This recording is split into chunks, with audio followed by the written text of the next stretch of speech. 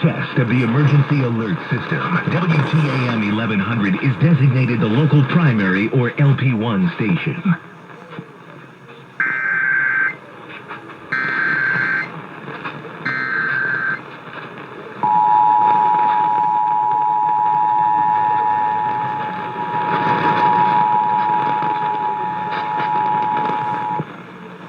This is a statewide test of the Ohio Emergency Alert System, originating from the State Emergency Operations Center in Columbus. This is only a test.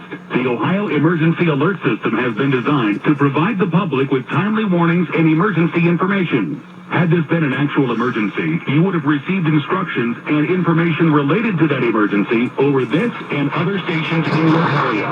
This concludes this test of the Ohio Emergency Alert System.